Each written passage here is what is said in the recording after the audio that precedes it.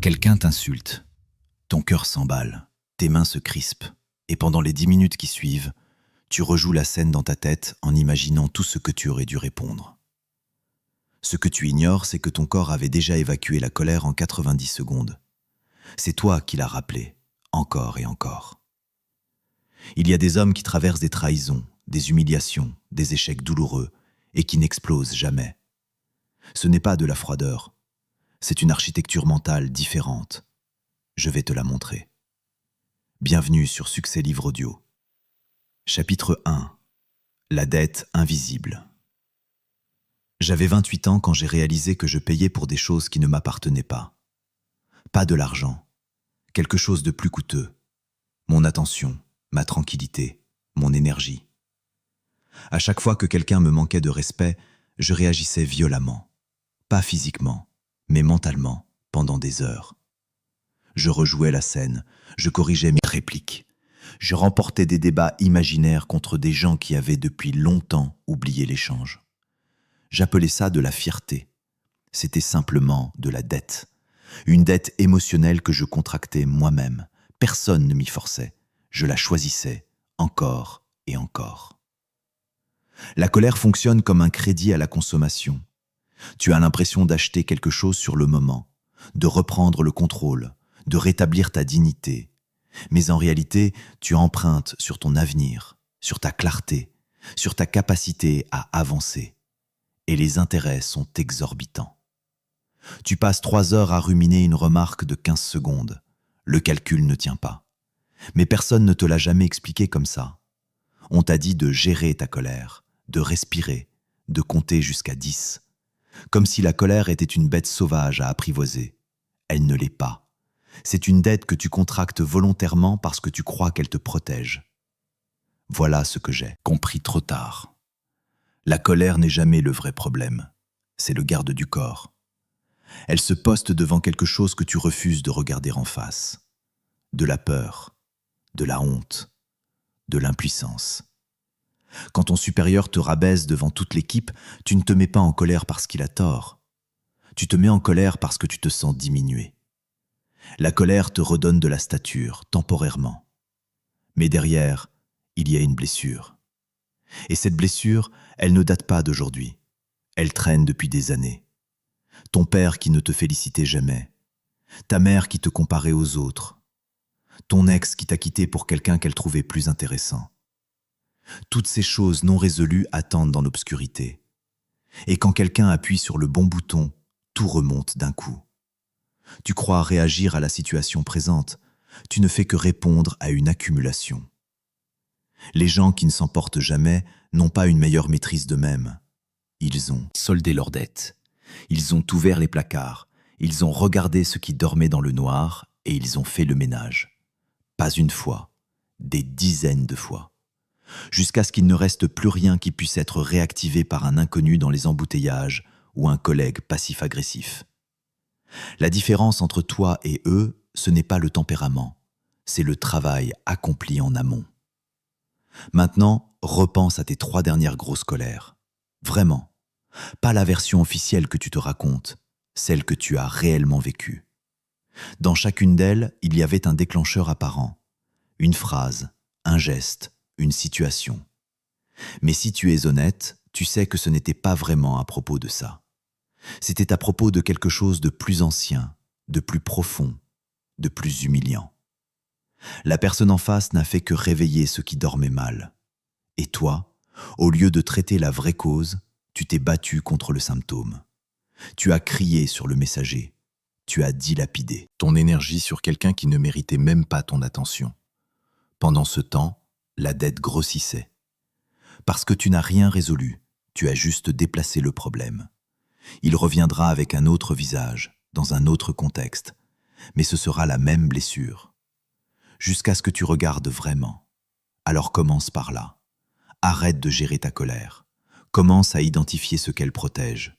C'est long, ce n'est pas agréable, mais c'est la seule sortie durable. Tout le reste, c'est du crédit renouvelable. Chapitre 2. Le contrat non signé. Il y a des règles dans ta tête que personne n'a jamais validées.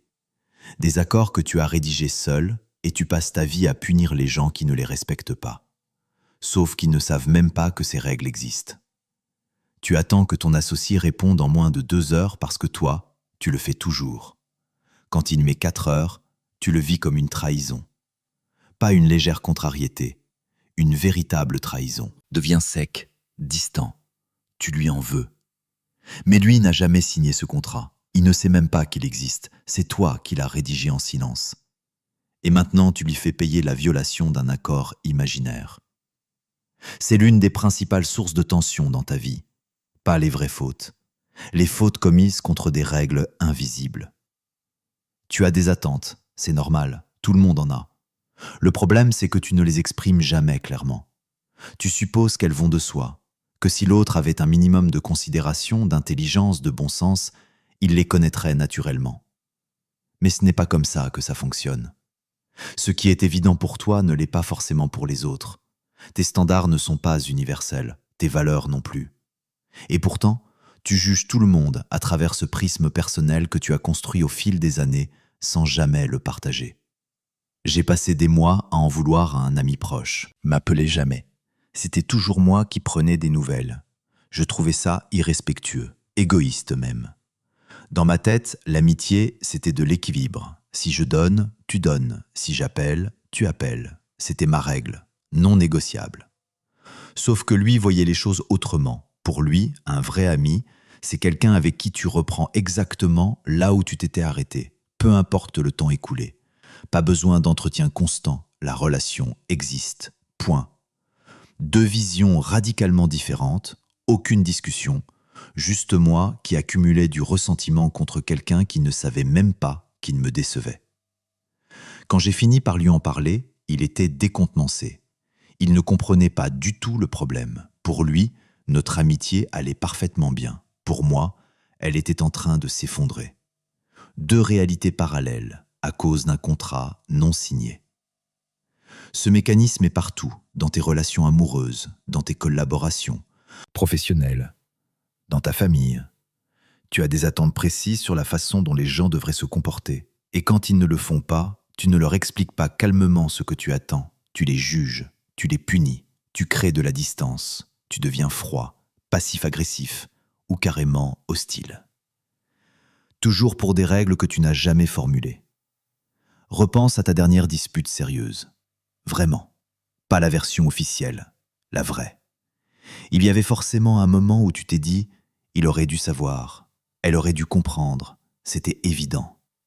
Non, ce n'était pas évident. C'était évident pour toi parce que dans ton système de valeurs, dans ton éducation, dans ton vécu, c'est comme ça que ça marche.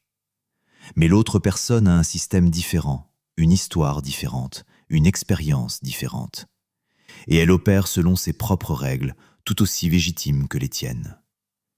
La question n'est pas de savoir qui a raison, c'est de savoir si tu veux avoir raison ou si tu veux que ça fonctionne. Parce que tant que tu gardes tes attentes secrètes, tu fabriques de la frustration en continu. Tu transformes chaque relation en champ de mine. L'autre avance en essayant de deviner où sont les limites. Et toi, tu exploses chaque fois qu'il en traverse une. Mais tu ne les as jamais montrées. Tu attends qu'il devine. C'est épuisant pour tout le monde. Et surtout, c'est injuste. Personne ne peut respecter des règles qu'il ne connaît pas. La solution n'est pas compliquée, elle est juste inconfortable. Tu dois exprimer ce que tu attends clairement, sans agressivité, sans reproche, avant que la frustration s'accumule. Pas après 3 mois de silence et d'amertume, avant. Dès que tu sens que quelque chose te dérange, pas pour contrôler l'autre, pas pour lui imposer tes standards, mais pour donner à la relation une chance de fonctionner. Parce que l'autre ne peut pas s'ajuster à quelque chose qu'il ne voit pas. J'ai un associé qui ne tolère pas les retards. Pas 5 minutes, pas 2. Pour lui, c'est du mépris pur. Il l'a dit dès le départ, clairement, sans émotion, juste un fait. Maintenant, je sais. Et je ne suis jamais en retard avec lui. Pas parce qu'il me contrôle, parce qu'il m'a communiqué les règles du jeu et je peux choisir de jouer ou pas. Mais au moins, je sais, il n'y a pas de surprise, pas de rancune dissimulée, Pas de sanctions silencieuses pour avoir enfreint un contrat que je n'avais jamais lu. Compare ça avec toutes les fois où tu as été déçu par quelqu'un. Combien de fois avais-tu vraiment exprimé ce que tu voulais? Pas suggéré, pas sous-entendu, exprimé directement. La plupart du temps, jamais. Tu as juste supposé que c'était évident et tu as puni l'autre pour ne pas l'avoir deviné. C'est un jeu perdant. Pour toi, pour l'autre, pour la relation. Alors arrête d'attendre que les gens lisent dans tes pensées. Arrête de croire que tes standards sont universels. Ils ne le sont pas. Ce qui compte pour toi ne compte pas forcément pour les autres. Et ce n'est pas un problème. C'est juste une réalité à intégrer. Si tu veux que quelque chose se passe d'une certaine manière, dis-le, calmement, tôt, avant que ça devienne un problème. Donne aux gens la possibilité de s'adapter ou de te dire qu'ils ne peuvent pas. Les deux réponses sont acceptables. Ce qui ne l'est pas, c'est de les laisser dans le noir et de les détester pour ça. La clarté élimine la moitié des conflits. L'autre moitié, ce sont de vraies incompatibilités. Et ça, au moins, tu peux le gérer. Mais commence par sortir les contrats de ta tête. Mets-les sur la table. Chapitre 3. L'économie de l'attention. Tu as un budget. Personne ne te l'a expliqué comme ça, mais tu en as un. Pas d'argent, d'attention. Et contrairement à ce que tu crois, il n'est pas illimité. Chaque matin, tu te réveilles avec une quantité précise d'énergie mentale. C'est tout ce que tu as pour la journée. Et tu peux la dépenser comme tu veux. Le problème, c'est que tu la dilapides sur des choses qui n'en valent pas une seule unité, sur des gens qui n'en méritent pas 10, sur des situations qui devraient te coûter 0, mais tu payes quand même. Parce que personne ne t'a appris à gérer ce budget. Ton collègue lâche un commentaire stupide en réunion, tu consacres 20 unités à y repenser pendant 2 heures. Quelqu'un te coupe la route, 15 unités disparaissent pour un inconnu que tu ne reverras jamais. Ta belle-mère glisse une remarque passive-agressive au déjeuner du dimanche, 30 unités envolées pour rejouer la scène toute la soirée. À la fin de la journée, tu es vidé et tu n'as rien accompli d'important. Tu as juste dépensé toute ton énergie à réagir, à te défendre mentalement contre des attaques qui n'en étaient peut-être même pas, à remporter des débats imaginaires contre des gens qui dorment tranquillement pendant que tu t'épuises. Pendant ce temps, ce qui compte vraiment, ton projet, ta santé, tes relations, ton avenir, tout ça reçoit les miettes. Les 10 unités qui restent après que tu as fini de te battre contre des fantômes. Et après tu te demandes pourquoi tu n'avances pas, pourquoi tu es toujours à bout, pourquoi tu n'as jamais l'énergie pour construire. C'est simple, tu finances les mauvaises choses. J'ai mis des années à comprendre ça. Je me croyais productif, je travaillais 12 heures par jour. Mais en réalité, je passais la moitié de ce temps à gérer des micro-agressions, des emails mal formulés, des sous-entendus. Tout ça prenait une place démesurée dans ma tête. Et ça me coûtait cher. Pas en argent, en capacité, en clarté, en créativité. Parce que ton cerveau ne fait pas la différence entre une vraie menace et une menace perçue. Quand quelqu'un te manque de respect, ton système nerveux s'emballe. Cortisol, adrénaline, tout le package. Et ça consomme énormément d'énergie. Pas seulement sur le moment, pendant des heures, parfois des jours. Tu restes en mode défense, en état d'alerte. Même si l'autre est passé à autre chose depuis longtemps. Même si l'incident n'a aucune importance objective. Ton corps, lui, continue de payer. Maintenant, observe les gens qui réussissent vraiment. Pas ceux qui font semblant sur les réseaux, les vrais. Ceux qui construisent, qui durent, qui produisent. Ils ont tous un point commun. Ils ne gaspillent pas leur attention. Ils ne s'éplissent pas contre des moulins à vent. Ils choisissent leur combat avec une précision chirurgicale, parce qu'ils savent quelque chose que tu es en train d'apprendre. Chaque minute passée à ruminer est une minute volée à la construction. C'est un choix, pas toujours conscient, mais un choix. Tu peux passer ta soirée à imaginer ce que tu aurais dû répondre à ton supérieur. Ou tu peux passer cette même soirée à avancer sur ce qui te rapprochera de ne plus avoir de supérieur. Les deux options sont disponibles. Mais tu ne peux pas faire les deux. Et c'est là que la plupart des gens échouent. Ils croient pouvoir tout gérer, répondre à toutes les provocations, corriger toutes les injustices, remettre tout le monde à sa place. Et en même temps construire quelque chose de solide. Ça ne fonctionne pas comme ça. Ton attention est un actif. L'actif le plus précieux que tu possèdes. Plus précieux que ton temps. Parce que tu peux être présent physiquement et complètement absent mentalement.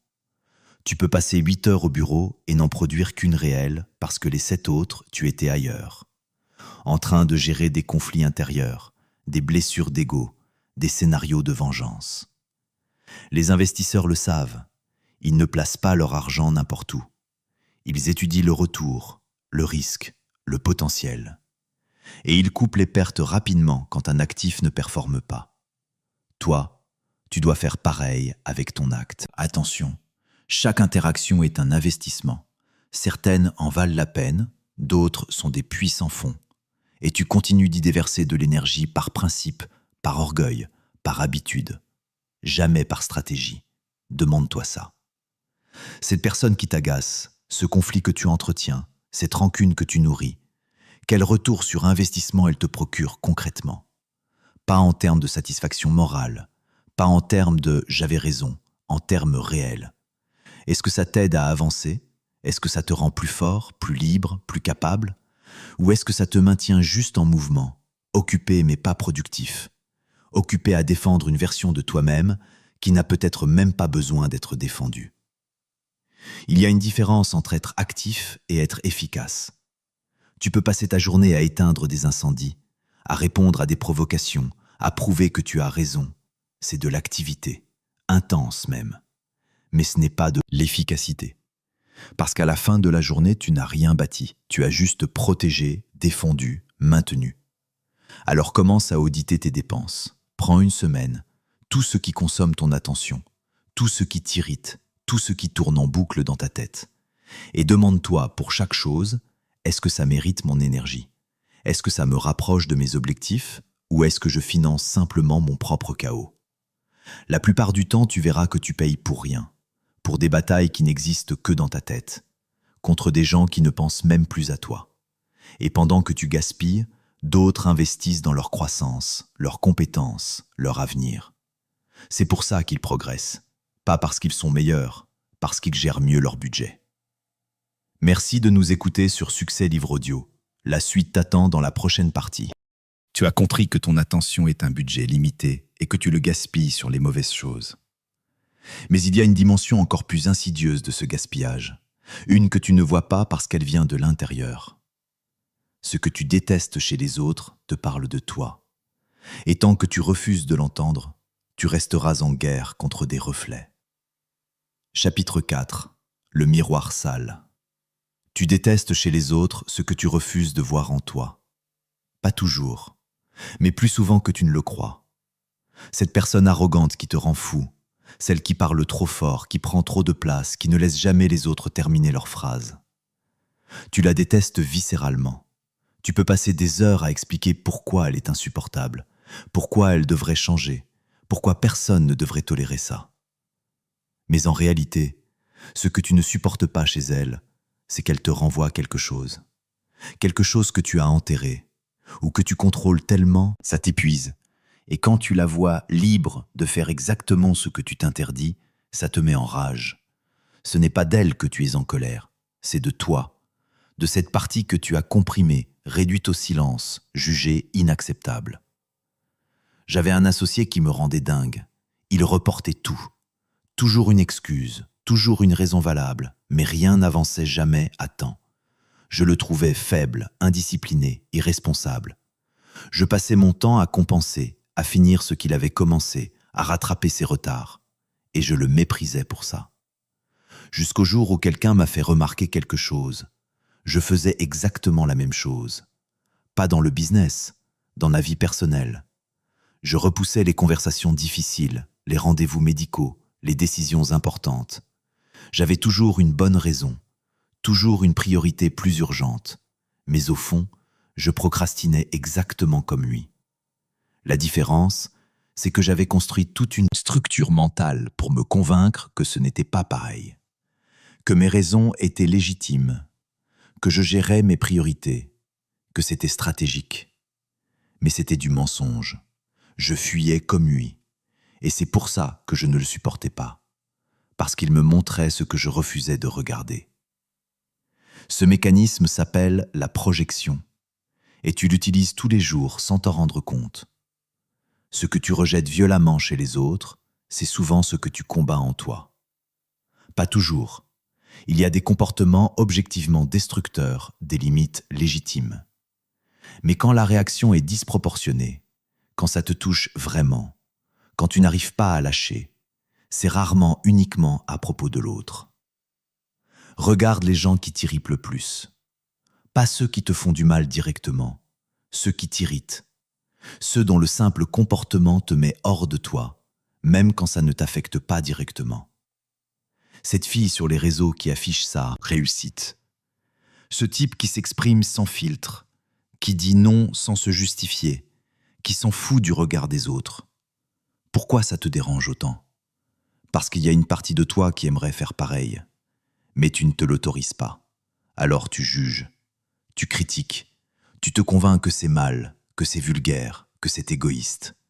Mais en vérité, tu es juste irrité par leur liberté, par leur absence de filtre, par leur capacité à faire ce que tu t'interdis. Ton irritation est proportionnelle à ta répression. Plus tu comprimes quelque chose en toi, plus tu réagis fort quand tu le vois chez les autres. C'est mécanique, ce n'est même pas conscient. Ton cerveau perçoit une menace. Pas une menace physique, une menace pour l'image que tu as construite de toi-même, pour le contrôle que tu maintiens, pour l'identité que tu défends. Et il attaque. J'ai un ami qui ne supporte pas les gens émotionnels, ceux qui pleurent facilement, qui expriment tout, qui ne se contrôlent pas. Il les trouve faibles, dramatiques, insupportables. Et pendant des années, il a cultivé cette image de lui, froid, rationnel, maître de ses émotions. Jusqu'au jour où il a craqué, burn-out complet, dépression. Tout ce qu'il avait comprimé pendant 15 ans est remonté d'un coup. Et il s'est retrouvé exactement dans la position qu'il méprisait, émotionnel, vulnérable, incontrôlable. Ce n'est pas de l'ironie, c'est de la physique. Ce que tu réprimes ne disparaît pas, ça s'accumule. Et un jour ça explose ou ça te ronge de l'intérieur. Les deux options sont mauvaises. Maintenant, tu peux utiliser ça, pas pour te justifier, pas pour excuser les comportements toxiques, mais pour apprendre. Chaque fois que quelqu'un te déclenche, pose-toi la question. Qu'est-ce que cette personne fait que je m'interdis? Qu'est-ce qu'elle exprime que je réprime? Quelle partie de moi est en train de crier à travers ce jugement? Tu juges les gens paresseux parce que tu te pousses trop. Tu juges les gens arrogants parce que tu te fais trop petit. Tu juges les gens qui dépensent librement parce que tu te prives depuis des années. Le miroir est sale. Mais ce n'est pas le miroir le problème, c'est ce qu'il reflète. Alors au lieu de juger, intègre. Trouve un moyen sain d'exprimer ce que tu comprimes. Si tu juges les gens qui prennent soin d'eux, c'est peut-être parce que tu te négliges. Change. Si tu juges les gens ambitieux, c'est peut-être parce que tu as abandonné tes propres ambitions. Reprends-les. Chaque jugement violent est une indication, pas sur l'autre, sur toi, sur ce qui manque, sur ce qui est comprimé, sur ce qui demande à être libéré. Et tant que tu refuses de voir ça, tu resteras en guerre. Pas avec les autres, avec toi-même. Tu passeras ta vie à attaquer des reflets, à combattre des projections, à détester des miroirs pendant que le vrai problème reste intact à l'intérieur. Ça ne veut pas dire que tout le monde est merveilleux, qu'il faut tout accepter. Il y a des comportements objectivement destructeurs, mais tu peux les reconnaître sans être déclenché. Tu peux poser des limites sans entrer en rage. Tu peux dire non sans avoir besoin de détruire l'autre. Quand tu y arrives, c'est que tu es libre. Quand tu n'y arrives pas, c'est que tu regardes un miroir sale et que tu refuses de le nettoyer. Alors arrête de perdre ton temps à vouloir changer les autres. Prends ce temps pour te regarder. Vraiment. Pas la version officielle, la vraie. Avec tout ce que tu caches, tout ce que tu réprimes, tout ce que tu juges. Et demande-toi, qu'est-ce que je refuse d'intégrer? Qu'est-ce que je condamne chez les autres que je porte en moi? La réponse est là, dans ton irritation, dans tes jugements, dans tes réactions disproportionnées. Le miroir te parle, mais tu refuses d'écouter parce que ce qu'il dit n'est pas confortable. Ce ne l'est jamais. Mais c'est nécessaire si tu veux vraiment être libre. Pas libre des autres, libre de toi-même. Chapitre 5. Le prix de la cohérence. Tu te mens, pas aux autres, à toi-même. Chaque jour, plusieurs fois par jour. Tu dis que tu veux la liberté financière, mais tu dépenses ton salaire avant la fin du mois. Tu dis que ta santé est importante, mais tu n'as pas bougé depuis 3 semaines. Tu dis que cette relation est toxique, mais tu réponds toujours aux messages. Tu te racontes une version de toi qui n'existe pas, et tu te demandes pourquoi rien n'avance, pourquoi tu es bloqué, pourquoi les résultats ne suivent jamais. C'est simple, tu n'es pas cohérent. Tes paroles disent une chose, tes actions en disent une autre. Et ton cerveau, lui, il enregistre tout. Il sait que tu ne tiens pas tes engagements, même les petits, surtout les petits. Alors il arrête de te croire. Tu te fixes un objectif, te lever à 6 heures, faire du sport 3 fois par semaine, économiser 500 € par mois. Tu es motivé, tu y crois. Pendant 2 jours tu tiens, et puis tu lâches 1 fois, puis 2, puis tu abandonnes complètement. Et tu te dis que ce n'est pas grave, que tu recommenceras, que la motivation reviendra. Mais quelque chose s'est cassé, quelque chose que tu ne vois pas, ta confiance en toi. Pas la confiance sociale, pas celle que tu projettes, la vraie, celle qui se construit dans le silence quand personne ne regarde, quand tu es seul face à toi-même. Chaque promesse non tenue est une trahison. Pas dramatique, pas visible, mais une trahison quand même. Ton cerveau enregistre, il note. Et à chaque fois que tu dis « cette fois c'est la bonne », il se souvient de toutes les autres fois. Il ne te croit plus. C'est pour ça que tu n'arrives pas à démarrer. Ce n'est pas un problème de motivation, c'est un problème de crédibilité. Tu as perdu ta propre confiance. J'ai passé 3 ans à dire que j'allais lancer mon projet. 3 ans à attendre le bon moment, les bonnes conditions, le bon réseau, le bon capital. 3 ans à me raconter que j'étais en phase de préparation. En réalité, j'avais juste peur. Et je me mentais à moi-même tous les jours.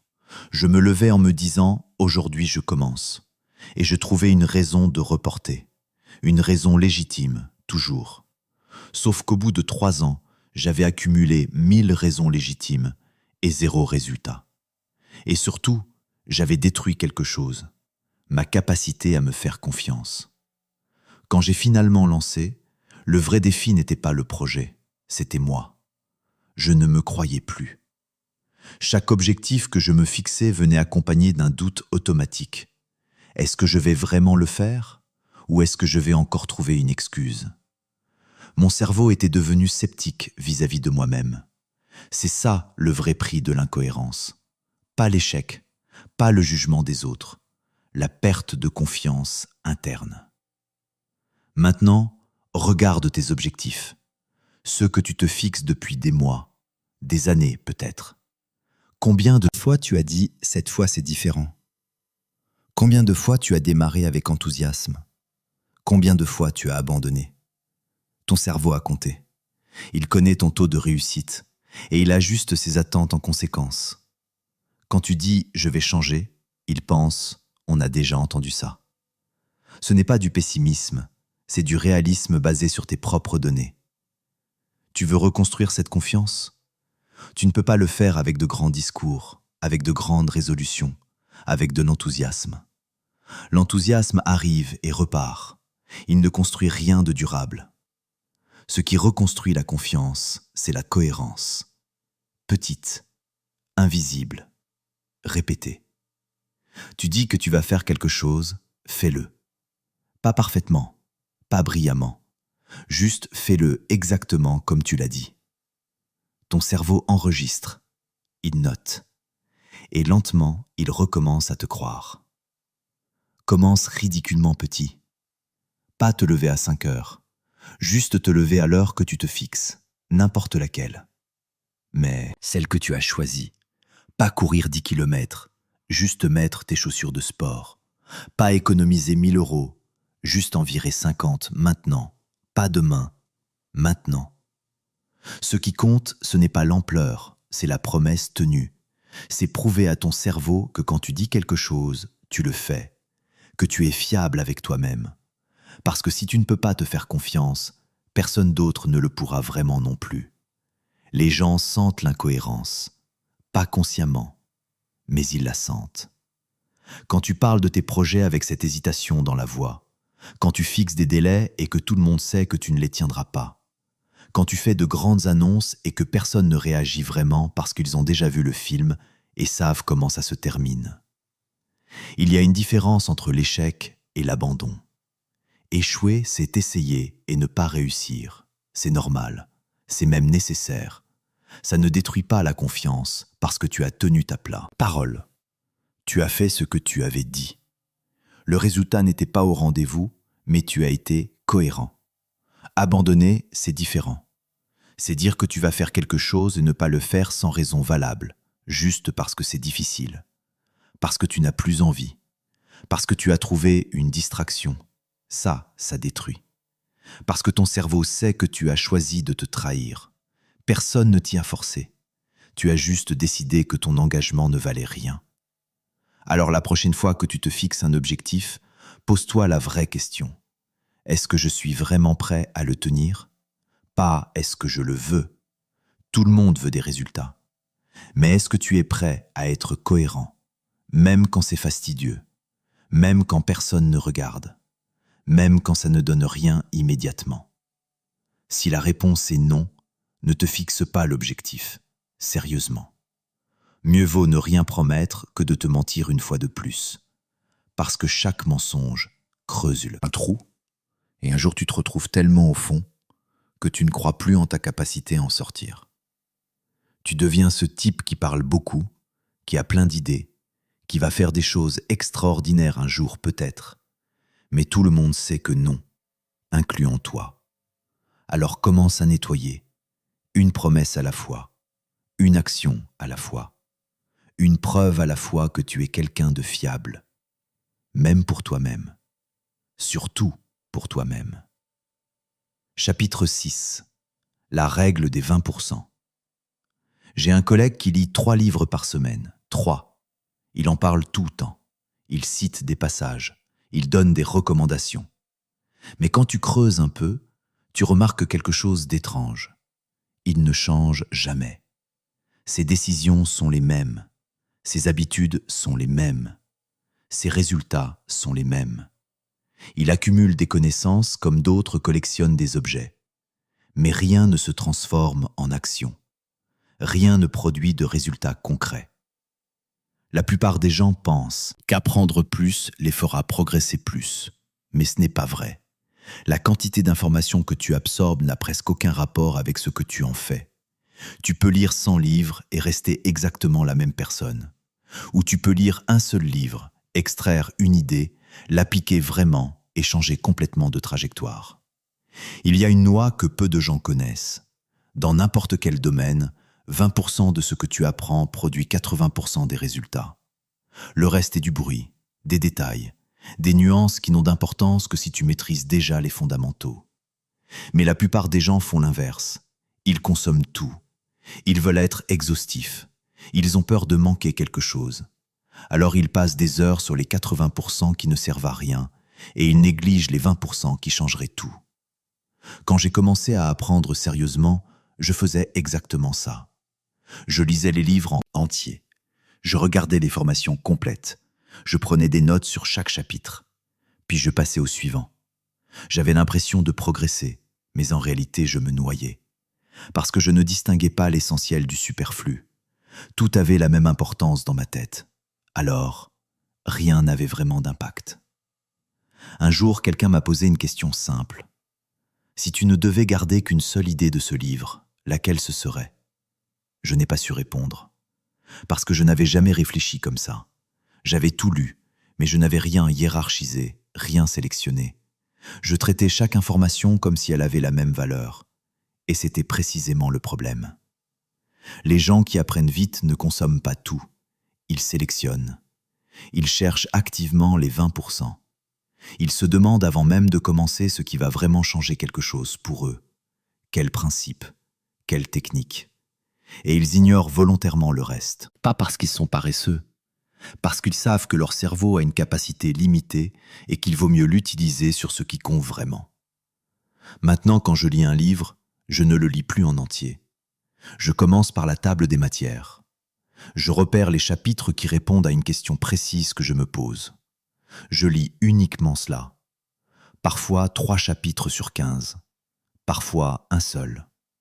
Et souvent c'est largement suffisant. Parce que je ne cherche pas à tout savoir. Je cherche à résoudre un problème précis, à combler un manque spécifique. Le reste peut attendre, ou ne jamais venir. Ça n'a aucune importance. Mon collègue lit 3 livres par semaine. Moi, j'en lis peut-être 1 par mois. Mais j'extrais, je sélectionne. Et surtout, j'applique. Ce que je lis se transforme en décision, en changement, en résultat mesurable. Pendant qu'il accumule, je transforme. Et à la fin, c'est moi qui avance, pas lui. Il y a un autre aspect à ça.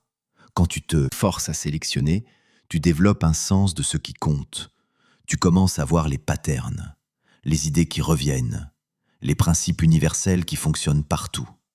Et tu arrêtes de perdre du temps sur les détails anecdotiques.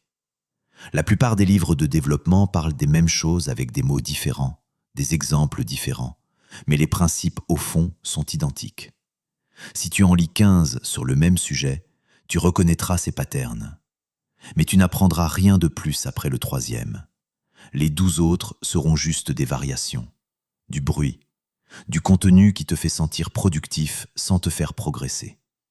Alors arrête de vouloir tout consommer, arrête de mesurer ton apprentissage à la quantité d'informations que tu absorbes. Demande-toi plutôt quelle est l'idée centrale, celle qui change tout, celle qui, si tu l'appliques vraiment, va produire un résultat concret. Et concentre-toi uniquement sur elle. Ignore le reste. Même si ça te donne l'impression de manquer quelque chose, tu ne manques rien. Tu élimines le bruit pour garder le signal. Les 20% qui comptent sont souvent évidents, mais on les noie sous les 80% qui ne servent à rien. On complique, on ajoute des nuances, on cherche des exceptions alors qu'il suffirait de prendre l'idée simple, de l'appliquer et de voir ce qui se passe. Si tu veux apprendre vite, apprends moins, mais apprends mieux. Sélectionne, hiérarchise, élimine et transforme ce que tu gardes en action immédiate, pas plus tard, maintenant.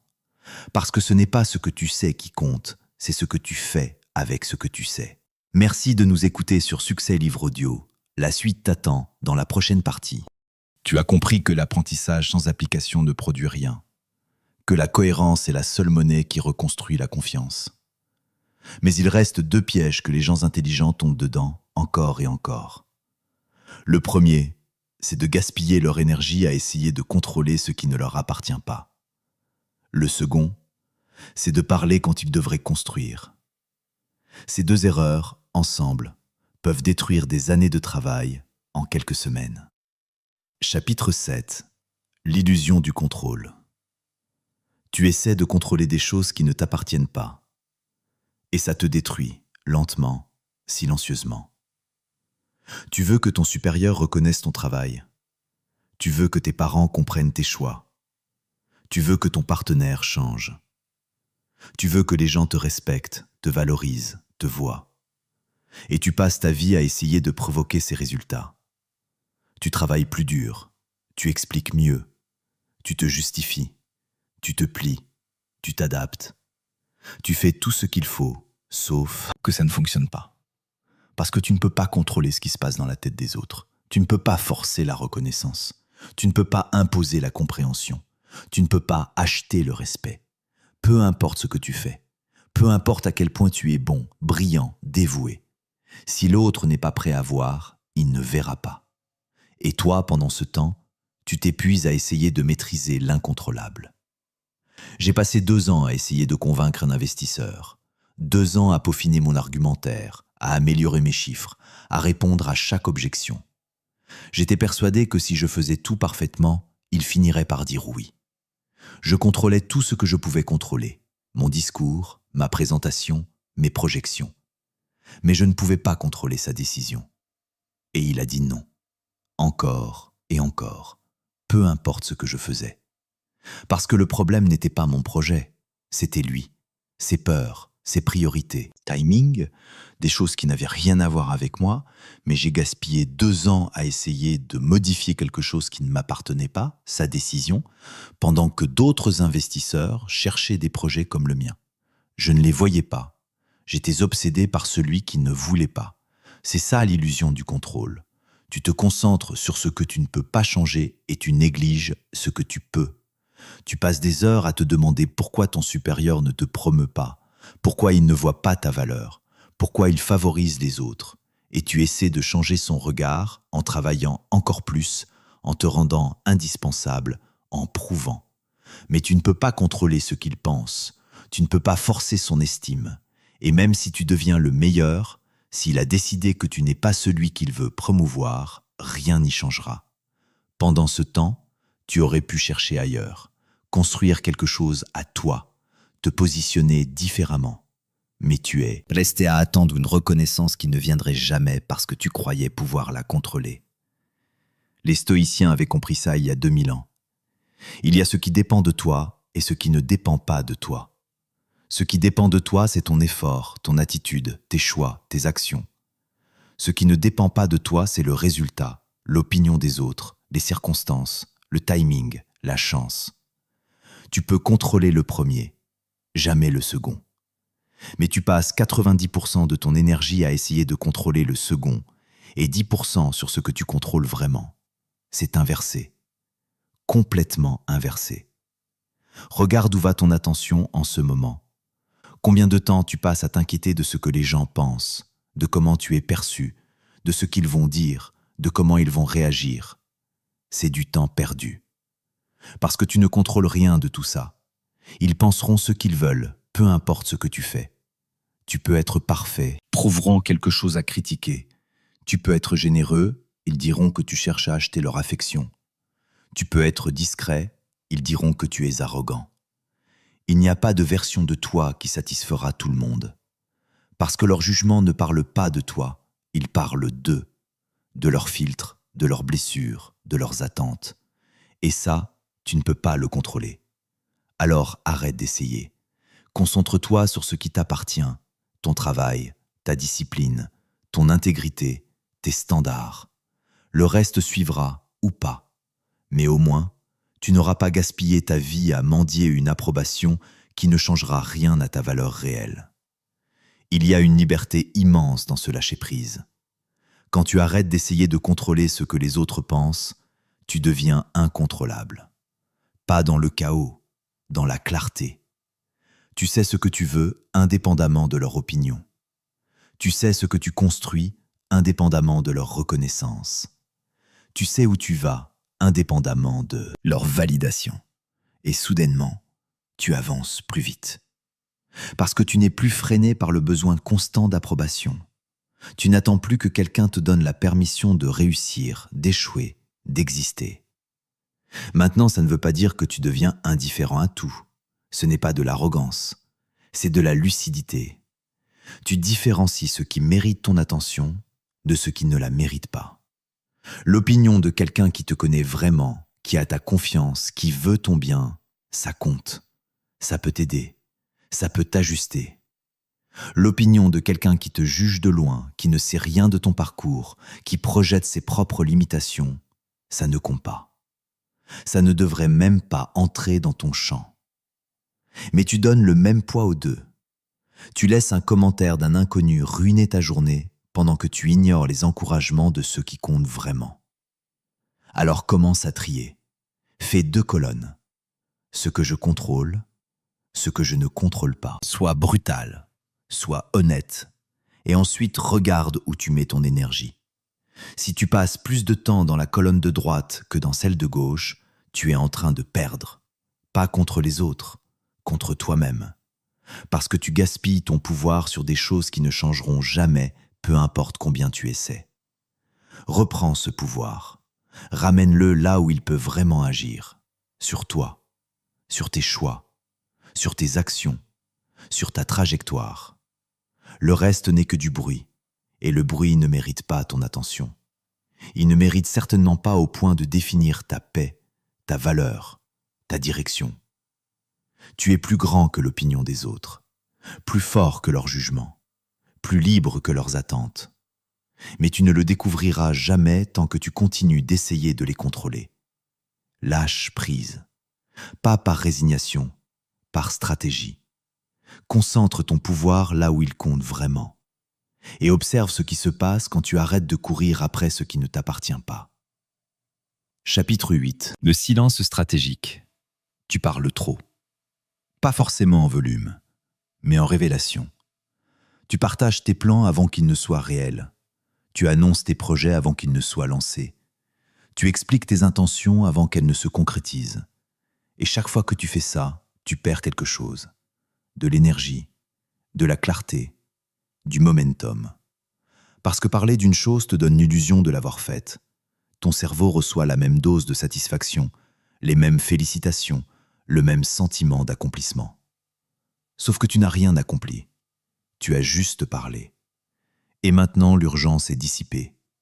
Le besoin de prouver, de construire, d'agir, il est dilué dans les conversations, dans les compliments vides, dans les « c'est génial, tiens-moi au courant ». Il y a une étude sur ça. Quand tu annonces un objectif publiquement, ton cerveau le traite comme partiellement accompli. Tu obtiens une récompense chimique, de la dopamine, de la validation. Et ton système de motivation baisse parce qu'il a déjà eu ce qu'il cherchait, l'approbation. Pendant ce temps, celui qui reste silencieux garde toute cette énergie, toute cette tension, ce besoin de prouver, et il le transforme en action, en résultat, en quelque chose de tangible. Tu le vois après, quand c'est déjà fait, quand c'est trop tard pour douter, pour décourager, pour projeter des peurs. J'ai fait cette erreur pendant des années. Chaque nouvelle idée, je la partageais avec mes amis, ma famille, mes collègues. Je voulais leur enthousiasme, leur validation, leur soutien. Et parfois, je l'obtenais. Ils me disaient que c'était bien, que j'allais réussir, que c'était courageux. Ça me donnait un élan pendant quelques heures, quelques jours, et puis plus rien. L'idée restait une idée, parce que j'avais déjà eu ma récompense. En parler suffisait. Et puis il y avait les autres, ceux qui ne me disaient pas que c'était bien, qui pointaient les risques, les difficultés, les raisons pour lesquelles ça ne marcherait pas. Pas par méchanceté, par peur, leur peur qu'ils projetaient sur moi. Et soudainement, mon enthousiasme était contaminé par leurs doutes, leurs limitations, leur vision du monde. Des choses qui n'avaient rien à voir avec mon projet, mais qui étaient devenues miennes parce que je les avais laissées entrer trop tôt, avant que ma conviction ne soit assez solide pour résister. Maintenant, je ne dis plus rien, pas par arrogance, par protection. Je garde mes projets pour moi jusqu'à ce qu'ils soient irréversibles, jusqu'à ce que l'action soit déjà en cours, jusqu'à ce que les résultats commencent à parler d'eux-mêmes. Et là, je partage. Mais ce n'est plus une annonce, c'est un fait. Les gens ne peuvent plus projeter leurs doutes parce que ce n'est plus une hypothèse, c'est une réalité. Et face à la réalité, ils s'ajustent, ils félicitent, ils s'adaptent, parce qu'ils n'ont pas le choix. Tu remarques ça chez les gens qui réussissent vraiment. Ils ne parlent pas de ce qu'ils vont faire, ils disparaissent, pendant des mois, des années parfois. Et ils reviennent avec quelque chose de bâti, de lancé, de réel. Pendant que les autres parlaient de leurs rêves, eux les concrétisaient dans le silence. Le silence n'est pas de la timidité, c'est de la stratégie. Parce que chaque personne à qui tu partages ton projet devient un acteur émotionnel, consciemment ou pas. Ils ont maintenant des attentes, des opinions, des jugements. Et tu vas devoir gérer ça, leurs questions, leurs conseils non sollicités, leurs comparaisons, leur scepticisme, même bien intentionné. C'est de l'énergie. Une énergie que tu aurais pu mettre dans l'exécution, mais que tu mets maintenant dans la gestion des perceptions, dans la défense de tes choix, dans la justification de tes décisions. c'est épuisant et complètement inutile. Regarde combien de fois tu as expliqué la même chose à des gens différents. Combien de fois tu as dû répondre aux mêmes objections, aux mêmes doutes, aux mêmes « et si ». Tout ce temps, c'est du temps volé à la construction, à l'action, à ce qui compte vraiment. Et le pire, c'est que ça crée une pression de performer, de prouver que ça fonctionne. Pas pour toi, pour eux, pour ceux à qui tu as annoncé, pour ceux qui attendent de voir si tu vas réussir ou échouer. Cette pression est toxique parce qu'elle déplace ton focus de l'interne vers l'externe. Tu ne construis plus pour toi, tu construis pour prouver. Et ça change tout. Tes décisions, tes priorités, ton rapport au temps. Tu commences à brusquer les choses, à prendre des raccourcis, à chercher des résultats rapides. Pas parce que c'est la bonne stratégie, parce que tu as créé des attentes et maintenant, tu dois les satisfaire. Le silence te protège de ça. Il te garde ancré dans tes propres raisons, dans ta propre vision, dans ton propre timing. Personne n'attend rien, personne ne juge, personne ne compare. Tu es libre de tester, d'échouer, de pivoter sans avoir à rendre de compte. Sans avoir à expliquer, sans avoir à gérer les déceptions des autres. Maintenant, il y a une différence entre le silence stratégique et l'isolement total. Tu as besoin de feedback, de conseils, de soutien. Mais pas de tout le monde, pas de n'importe qui. Choisis 1 ou 2 personnes, 3 maximum. Des gens qui ont déjà fait ce que tu veux faire ou qui ont la lucidité et l'expérience pour vraiment t'aider. Pas tes amis proches, pas ta famille, sauf s'ils ont des compétences. Parce que l'affection ne remplace pas l'expertise, et souvent l'affection brouille le jugement. Ils veulent te protéger, pas te pousser. Ils voient les risques, pas les opportunités. Ce n'est pas leur faute, c'est juste leur position. Et ce n'est pas celle dont tu as besoin maintenant. Alors garde le silence avec discipline, avec intention. Pas pour être mystérieux, pas pour être distant. Mais pour protéger ton énergie, ta vision, ton momentum. Parle quand c'est fait, quand c'est lancé, quand c'est réel. Jusque-là, laisse les autres spéculer. Laisse-les se demander ce que tu fais. Laisse-les surpris quand tu apparais avec quelque chose de construit. Pendant qu'ils parlaient, toi tu construisais. Pendant qu'ils doutaient, toi tu avançais. Pendant qu'ils attendaient de voir, toi tu créais. Et quand ils verront, ce ne sera plus une promesse. Ce sera un fait. Impossible à ignorer, impossible à diminuer, impossible à défaire. Parce que tu l'as fait en silence, loin du bruit, loin des doutes, loin des projections. C'est comme ça qu'on construit vraiment, pas dans l'annonce, dans l'action. Et l'action n'a pas besoin d'audience, elle a juste besoin d'être faite. Merci de nous écouter sur Succès Livre Audio. La dernière partie t'attend pour conclure ce parcours.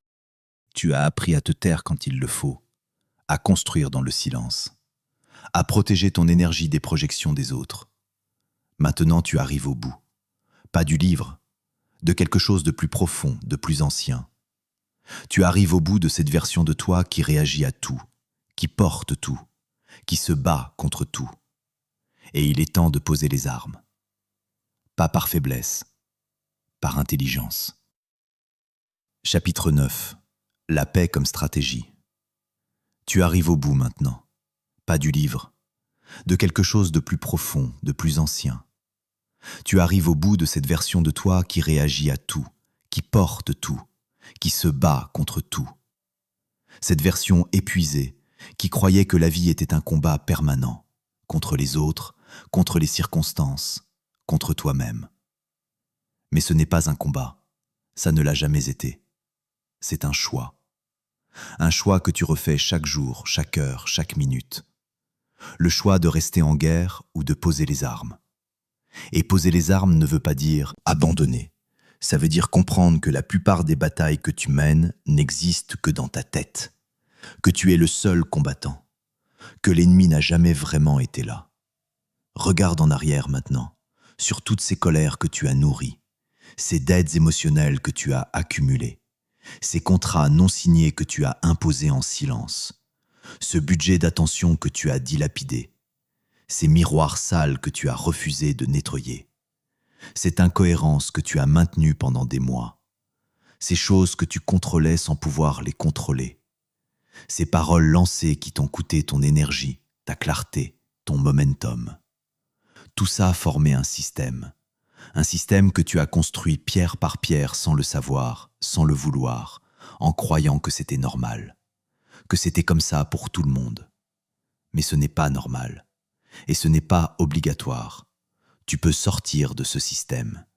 Tu peux construire autre chose, quelque chose de plus léger, de plus clair, de plus puissant, quelque chose qui ressemble à de la paix, pas la paix passive, pas celle de la résignation, pas celle de quelqu'un qui a renoncé, la paix active, celle de quelqu'un qui a compris le jeu, qui connaît les règles, qui choisit ses batailles, qui protège son énergie, qui construit dans le silence, qui avance sans chercher l'approbation. Cette paix-là n'est pas donnée, elle se construit, jour après jour, décision après décision, bataille non menée après bataille non menée. Parce que parfois la plus grande victoire est de ne pas se battre, de reconnaître que l'enjeu ne vaut pas le prix, que gagner cette dispute ne changera rien, que prouver que tu as raison ne t'apportera rien de concret, que répondre à cette provocation ne fera que prolonger un combat qui n'aurait jamais dû commencer. Alors tu ne te bats pas, non pas par faiblesse, mais par force. La force de savoir que ton temps vaut mieux, que ton énergie mérite mieux, que ta vie attend mieux. J'ai mis 33 ans à comprendre ça. 33 ans à me battre contre tout, contre tous, contre moi surtout, en croyant que c'était ça, être fort.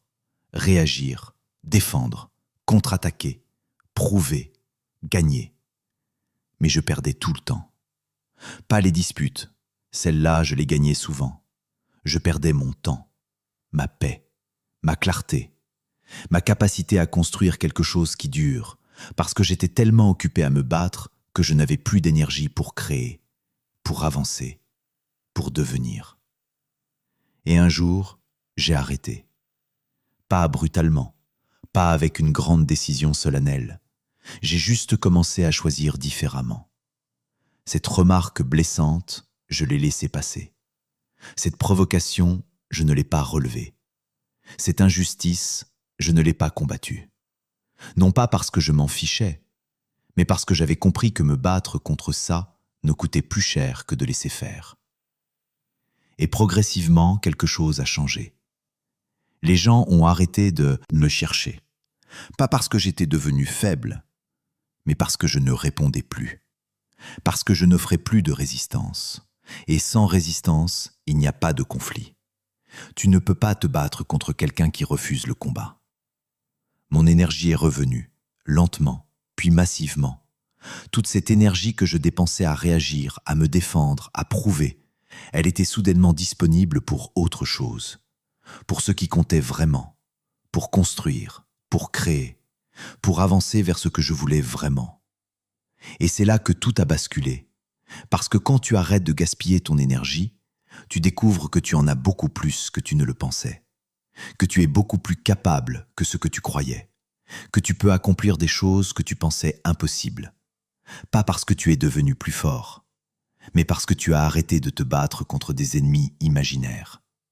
Maintenant, tu es à ce point où tu peux choisir, continuer comme avant, réagir à tout, porter tout, te battre contre tout, et rester exactement où tu es, épuisé, frustré, en guerre contre un monde qui ne sait même pas qu'il se bat contre toi. Ou choisir autre chose, choisir de récupérer ton pouvoir, de le ramener à toi, de l'utiliser pour ce qui compte vraiment. Ce choix ne se fait pas une fois, il se fait constamment. Chaque fois que quelqu'un te provoque, chaque fois qu'une situation t'irrite, chaque fois que tu sens la colère monter, tu as ce moment, ce point de choix, ce micro-espace entre le déclencheur et ta réponse. Et dans cet espace, tu peux décider. Est-ce que je paie cette dette aujourd'hui? Est-ce que je dépense mon budget sur ça? Est-ce que je me bats pour ça? Ou est-ce que je garde mon énergie pour quelque chose qui compte vraiment? La plupart du temps, la réponse sera de ne pas payer, de ne pas dépenser, de ne pas se battre. Parce que la plupart des choses ne méritent pas ton énergie. Elles ne l'ont jamais méritée. Tu la leur as juste donnée par habitude, par conditionnement, par croyance que c'était ce qu'il fallait faire. Mais maintenant tu sais que ton énergie est limitée, que ton attention est précieuse, que ton temps ne reviendra pas. Tu sais que chaque combat que tu choisis est un combat que tu ne mènes pas ailleurs, que chaque personne toxique que tu tolères prend la place de quelqu'un qui pourrait t'élever, que chaque minute passée à ruminer est une minute volée à ta construction. Alors choisis mieux. Pas parfaitement. Personne ne choisit parfaitement. Mais mieux qu'hier. Mieux que la semaine dernière. Mieux que l'année dernière. Progressivement. Constamment. Sans relâche. Jusqu'à ce que ça devienne automatique. Jusqu'à ce que tu ne remarques même plus les provocations. Jusqu'à ce que les gens disent de toi qu'il est impossible de le déstabiliser, qu'il est impossible de le mettre en colère, qu'il est impossible de le faire réagir. Et ils auront raison. Non pas parce que tu n'as plus d'émotions, mais parce que tu as compris qu'elles t'appartiennent, que personne ne peut les déclencher sans ta permission, que tu es le seul maître à bord, et que tu as décidé de ne plus donner les commandes à n'importe qui. Voilà où tu es maintenant, au début de quelque chose, pas à la fin. Le livre se termine ici, mais ton travail commence maintenant, dans le silence, dans tes choix quotidiens, dans ces micro-décisions que personne ne verra jamais, sauf toi. Et c'est tout ce qui compte. Parce que tu ne construis pas pour les autres, tu construis pour toi. Pour cette version de toi qui refuse de perdre une minute de plus en guerre contre des fantômes. Pour cette version qui a compris que la vraie force n'est pas de gagner tous les combats, mais de ne plus avoir à se battre. Avant de nous quitter, il reste des vérités à poser. Des vérités que la plupart des livres évitent parce qu'elles sont inconfortables. Mais tu es arrivé jusqu'ici. Tu mérites de les entendre. La première vérité est celle-ci.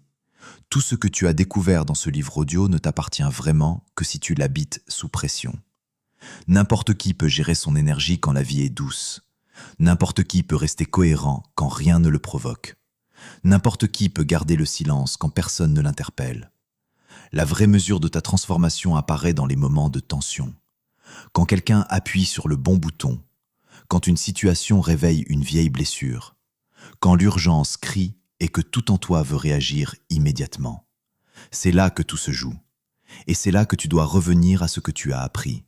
Pas comme une théorie, comme une posture, quelque chose que tu habites, quelque chose qui est devenu toi. La deuxième vérité est plus inconfortable. Les gens autour de toi ne veulent pas forcément que tu changes. Pas parce qu'ils te veulent du mal, parce que ton changement dérange leur système. Si tu réagis moins, certaines personnes perdent un levier. Si tu gardes tes projets pour toi, certains perdent l'accès à tes plans. Si tu poses des limites claires, certains perdent leur confort. Et face à ça, il y aura des résistances. Des remarques habillées en humour, des pressions déguisées en inquiétude bienveillante. Des gens qui appellent ta paix de la froideur, qui appellent ton silence de l'arrogance, qui appellent ta discipline de l'égoïsme. Tu dois savoir que ces réactions ne prouvent pas que tu as tort.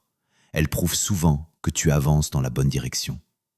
Quand tu changes ton fonctionnement, le système autour de toi réagit, toujours, parce que ce système était construit sur ta manière ancienne de fonctionner. Ta réactivité, ta disponibilité permanente, ton besoin d'approbation étaient des ressources pour d'autres. Quand tu retires ces ressources, ceux qui en dépendaient protestent. Certains s'adaptent, d'autres s'éloignent. Et dans cet éloignement, même douloureux sur le moment, tu trouves quelque chose de précieux. La clarté sur qui était vraiment là pour toi. Et qui était là pour ce que tu leur offrais. La troisième vérité concerne la durée. Il est facile d'appliquer ces principes pendant une semaine. Il est facile d'être discipliné quand l'énergie du changement est encore fraîche.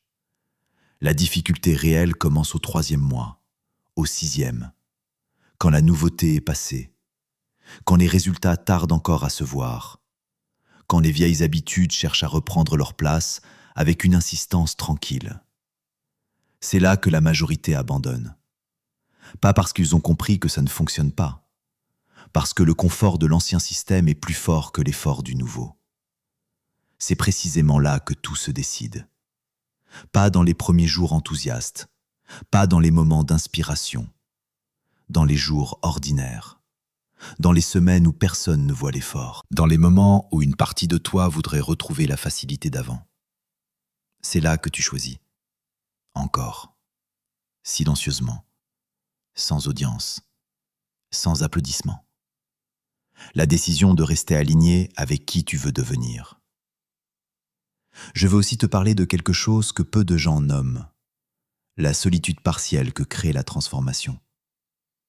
Quand tu commences à voir les schémas, à identifier les dettes, à lire les contrats non signés, tu entres dans un espace légèrement différent.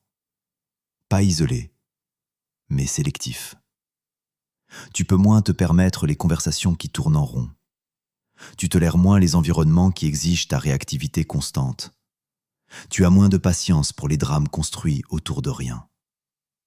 Et parfois, cette sélectivité ressemble à de la solitude. Mais ce n'en est pas. C'est de l'espace. Un espace que tu as créé en retirant ce qui le remplissait inutilement. Et cet espace est le terrain dans lequel les choses importantes peuvent enfin prendre racine.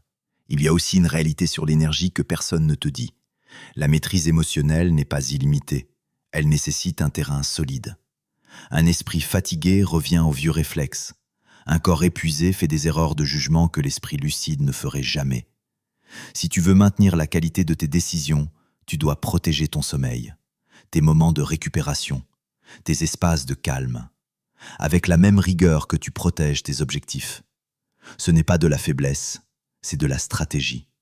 Les gens qui durent, ceux qui construisent sur le long terme sans s'effondrer, ont compris que la performance mentale dépend directement de la récupération physique. Je veux aussi te parler de l'identité. Pendant longtemps, peut-être que tu t'es défini par ta réactivité, par ta capacité à tout absorber, par ton besoin d'être apprécié, par ton habitude de te justifier, de te plier, de compenser. Ces choses faisaient partie de qui tu étais. Et changer, c'est aussi faire le deuil de cette identité-là, même si elle ne te servait pas, même si elle t'épuisait. Parce que ce qui est familier a toujours une gravité, une attraction silencieuse vers ce qu'on connaît, même quand ce qu'on connaît nous fait du mal.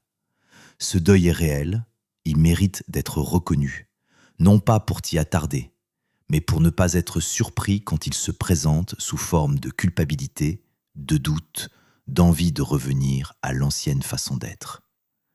Maintenant, voici une dernière chose que je veux te laisser.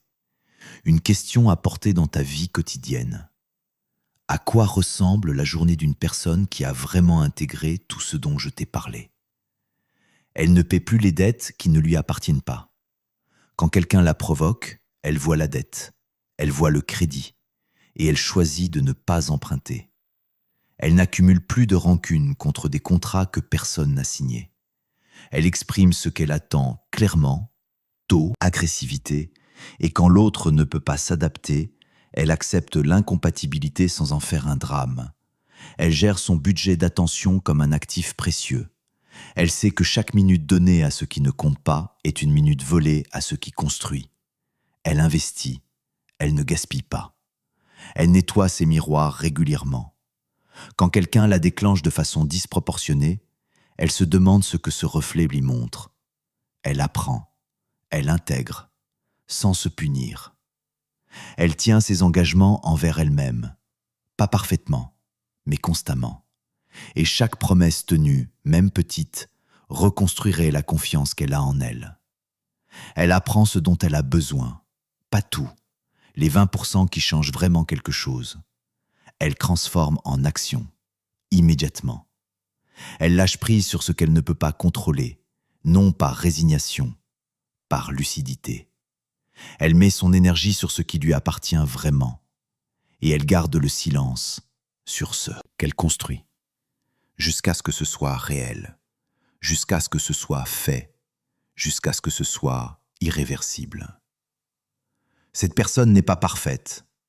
Elle a des jours où la vieille dette remonte, où le vieux réflexe reprend la main, où l'envie de prouver, de défendre, de répondre revient plus forte que prévu. Mais la différence, c'est qu'elle revient, plus vite, plus facilement, sans se juger trop sévèrement. Elle revient à ses principes, elle revient à ce qu'elle a décidé d'être. Et c'est cette capacité à revenir encore et encore qui constitue l'essentiel de la transformation. Pas la perfection, la direction. Pas l'arrivée, le chemin choisi consciemment chaque jour. Tu as maintenant tous les outils. La dette invisible et comment ne plus la contracter. Le contrat non signé et comment le mettre sur la table. L'économie de l'attention et comment gérer ton budget. Le miroir sale et comment le nettoyer sans te perdre. Le prix de la cohérence et comment reconstruire une promesse à la fois. La règle des 20% et comment apprendre moins mais mieux. L'illusion du contrôle et comment lâcher ce qui ne t'appartient pas. Et le silence stratégique, comment construire dans l'ombre jusqu'à ce que ce soit réel. Ce qui reste maintenant n'est pas une idée de plus à comprendre, c'est un engagement, avec toi-même, silencieux, sans validation extérieure. L'engagement de choisir, à chaque moment où c'est possible, la réponse intelligente plutôt que la réaction impulsive. La cohérence plutôt que l'enthousiasme passager. Le silence utile plutôt que la parole qui soulage mais qui coûte. Le long terme plutôt que la dette émotionnelle du moment. Ce n'est pas toujours facile, mais c'est toujours possible. Et chaque fois que tu fais ce choix, même imparfaitement, tu construis quelque chose. Quelque chose qui ne se voit pas tout de suite. Quelque chose qui ne fait pas de bruit. Mais quelque chose qui, avec le temps, change tout. Ta façon de réagir, ta façon de te positionner, ta façon d'être perçu, ta façon de te percevoir toi-même et finalement la direction de ta vie entière. Commence maintenant, pas demain, pas quand tu seras plus reposé, pas quand les conditions seront meilleures, maintenant, dans ta prochaine interaction, dans ta prochaine décision, dans ton prochain silence choisi, dans ta prochaine résistance à la dette. C'est là que tout commence, et c'est là que tout change. Et avant de terminer, je veux te poser quelques questions, de vraies questions, pas des questions rhétoriques, des questions que tu mérites de te poser. Quelle est la dette émotionnelle que tu paies depuis le plus longtemps? Pas celle que tu racontes aux autres, la vraie, celle que tu rejoues encore et encore sans jamais la solder. Celle qui s'est déguisée en colère, en orgueil, en principe. Tu la connais. Tu sais exactement de quoi je parle. Quel contrat non signé empoisonne en ce moment une relation importante dans ta vie? Avec qui accumules-tu du ressentiment pour des règles que tu n'as jamais exprimées? Un ami, un associé, un membre de ta famille, un partenaire? Tu le sais aussi. Et tu sais que la seule sortie, c'est de mettre ce contrat sur la table. Sur quoi gaspilles-tu ton budget d'attention chaque semaine? Quelle situation, quelle personne, quelle rancune consomme des dizaines d'unités sans rien te rapporter? Et que ferais-tu de cette énergie si tu arrêtais de la dépenser là? Qu'est-ce que tu t'interdis de faire, d'exprimer, d'être, que tu retrouves chez les autres et qui t'irrite profondément? Quel miroir refuses-tu de nettoyer depuis trop longtemps? Quelle promesse te fais-tu depuis des mois sans la tenir? Pas une grande promesse, la petite. Celle qui semble anodine, mais qui, tenue chaque jour, reconstruirait ta confiance en toi pièce par pièce. Et enfin, qu'est-ce que tu construirais si tu cessais de te battre contre ce qui ne mérite pas ton énergie? À quoi ressemblerait ta vie dans un an si tu investissais dans la colonne de gauche au lieu de gaspiller dans la colonne de droite? Tu n'as pas besoin de répondre à ces questions maintenant. Laisse-les travailler en toi. Elles savent où aller. Et toi, tu sais déjà ce qu'elles révèlent. Tu l'as toujours su. Tu avais juste besoin que quelqu'un te les pose. Merci d'avoir écouté ce livre audio dans son intégralité sur Succès Livre Audio. Si ce contenu t'a apporté de la valeur, abonne-toi à la chaîne, partage-le avec quelqu'un qui en a besoin et laisse un commentaire pour que d'autres puissent grandir, eux aussi.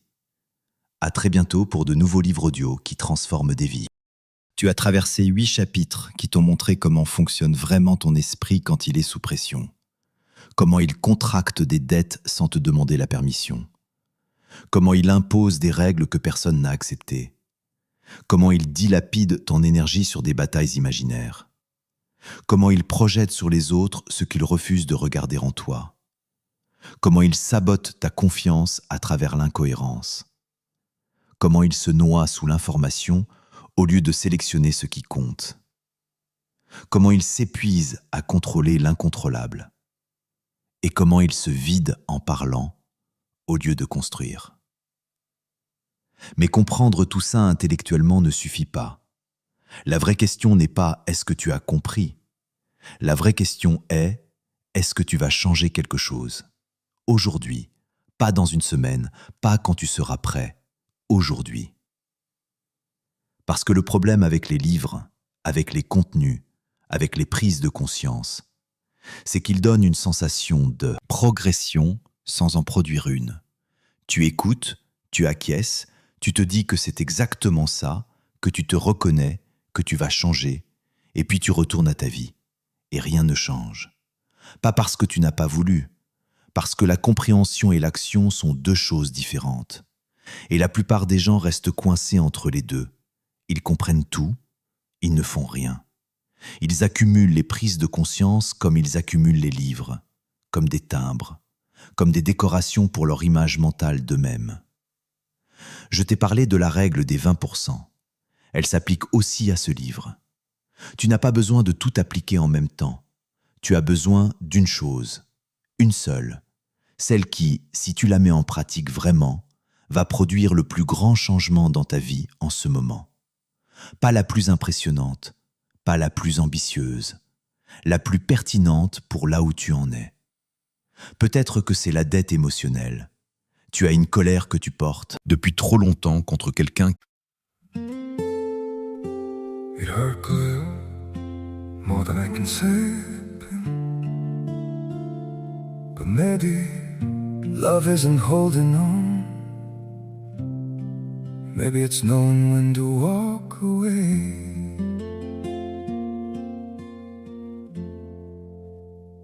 We try to hold what we're slipping through, like sand running from our hands. Every promise started losing shape. We couldn't be what we once planned. Your eyes would look right through mine, like you were already gone. We stayed too long in a fading light, trying to prove we still. It hurt good, more than I can say. But maybe love isn't holding on. Maybe it's knowing when to walk away.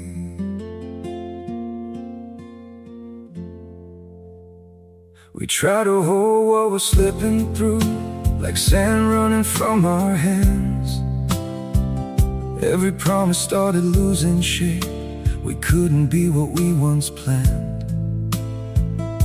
Your eyes would look right through mine, like you were already gone.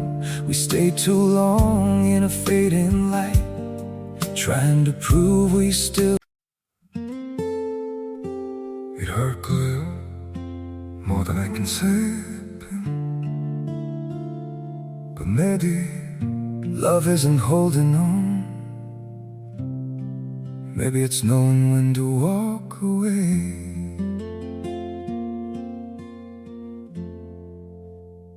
We try to hold what we're slipping through, like sand running from our hands. Every promise started losing shape. We couldn't be what we once planned. Your eyes would look right through mine, like you were already gone. We stayed too long in a fading light, trying to prove we still. It hurt good, more than I can say. But maybe love isn't holding on. Qui a probablement oublié l'incident. Et cette colère te coûte de l'énergie chaque semaine sans rien te rapporter. Peut-être que c'est le contrat non signé. Tu as une relation qui souffre en ce moment parce que tu as des attentes que tu n'as jamais exprimées. Et au lieu de parler, tu accumules du ressentiment contre quelqu'un qui ne sait même pas qu'il te déçoit. Peut-être que c'est la cohérence. Tu te fixes des objectifs depuis des mois et tu les abandonnes toujours. Et chaque abandon creuse un peu plus le trou entre ce que tu dis et ce que tu fais. Peut-être que c'est le silence stratégique. Tu parles trop de ce que tu vas faire et pas assez de ce que tu fais vraiment. Et cette parole te vole le momentum dont tu as besoin pour avancer. Quelle que soit la chose que tu identifies, commence par elle, uniquement par elle. Maîtrise-la, prouve-la à travers tes actes. Et ensuite seulement, passe à la suivante. Ce n'est pas de la lenteur, c'est de l'intelligence. Parce qu'essayer de tout changer en même temps, c'est la garantie de ne rien changer du tout. Il y a quelque chose dont je veux te parler maintenant. Quelque chose que peu de gens nomment clairement quand ils parlent de transformation intérieure. La résistance. Pas la résistance des autres, la tienne. Celle que tu vas ressentir dans les jours qui suivent ce livre audio. Cette voix qui va te dire que c'est intéressant, mais que ça ne s'applique pas vraiment à toi. Que ta situation est différente. Que tes raisons de réagir comme tu réagis sont légitimes. Que les gens autour de toi méritent vraiment ta colère, ton ressentiment, ta réactivité. Que tu n'as pas de contrat non signé, tu as juste des attentes normales que les autres devraient naturellement respecter. Cette voix est ton système de défense. Il protège le statu quo. Il protège l'identité que tu as construite. Il protège les habitudes que tu as développées parce qu'à un moment, elles te servaient. Elles t'aidaient à te sentir en contrôle, à te sentir fort, à te sentir protégé. Et maintenant qu'on te demande de les laisser partir, ils résistent. Ce n'est pas de la stupidité, c'est de la biologie. Le cerveau préfère le connu, même douloureux, à l'inconnu, même prometteur. C'est pour ça que les gens restent dans des situations qui les détruisent, pas par masochisme, par familiarité. Alors quand cette résistance arrive, ne la combats pas. Observe-la, reconnais-la. Dis-lui « je te vois » et choisis quand même. Pas en la niant, en la traversant. Parce que la transformation ne commence pas après la résistance, elle commence à travers elle. Je veux aussi te parler de la rechute, parce qu'elle arrivera. Tu vas appliquer ces principes pendant quelques jours, peut-être quelques semaines. Et puis quelqu'un va dire exactement la bonne phrase au mauvais moment. Ou une situation va réveiller une vieille blessure que tu croyais avoir soldée. Et tu vas réagir. Tu vas contracter une dette. Tu vas imposer un contrat que tu n'avais pas signé. Tu vas gaspiller ton budget sur quelque chose qui n'en valait pas une unité. Et tu vas te sentir coupable. Tu vas te dire que tu n'as pas changé, que tout ce que tu as appris ne sert à rien, que tu es toujours la même personne. C'est faux. La rechute ne prouve pas que tu n'as pas évolué. Elle prouve que tu es humain. Ce qui compte, ce n'est pas de ne jamais retomber. C'est de retomber moins souvent, moins longtemps, et de te relever plus vite. Chaque fois que tu te relèves, tu renforces quelque chose. Ta capacité à revenir à toi-même. Ta capacité à reconnaître le schéma. Ta capacité à choisir autrement. Et avec le temps, cette capacité-là devient ta vraie force, pas l'absence de réaction, la vitesse du retour. Pense à un sportif de haut niveau. Il ne gagne pas chaque match.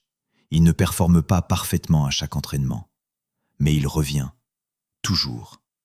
Il analyse ce qui n'a pas fonctionné. Il ajuste et il repart. C'est ça la discipline, pas la perfection, la régularité du retour.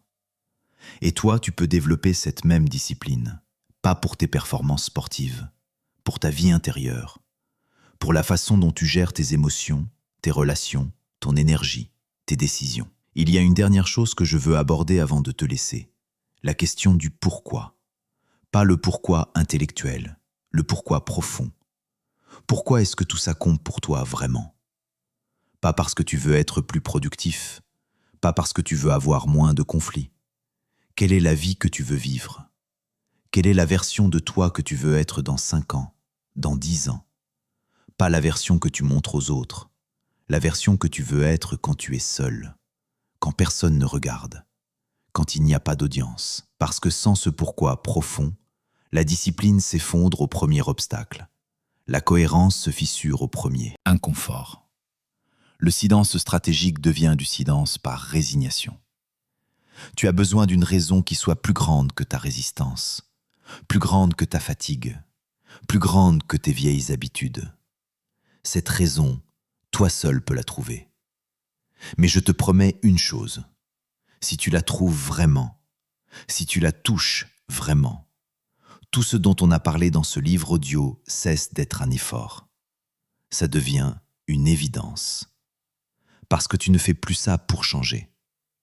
Tu le fais parce que tu sais qui tu veux être. Et ce qui est en désaccord avec cette vision te coûte trop cher pour que tu continues de le tolérer.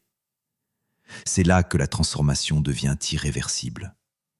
Pas quand tu comprends les principes, quand tu as une raison assez puissante de les vivre. Alors prends le temps de trouver cette raison. Pas aujourd'hui si tu n'es pas prêt, mais bientôt. Parce que tout commence là, dans cette clarté sur qui tu veux devenir.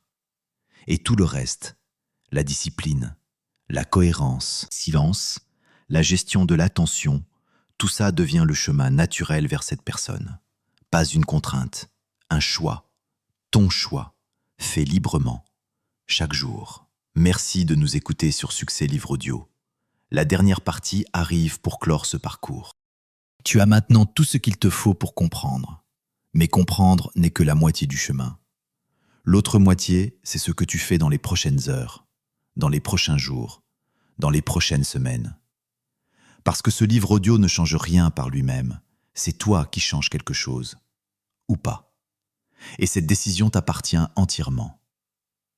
Je veux terminer avec toi d'une façon différente, pas avec des conseils supplémentaires, pas avec des principes de plus à mémoriser, avec des questions, de vraies questions, celles que tu mérites qu'on te pose, celles que tu mérites de te poser à toi-même. Pas pour avoir des réponses immédiates, pour laisser quelque chose travailler en toi longtemps après que ce livre audio soit terminé.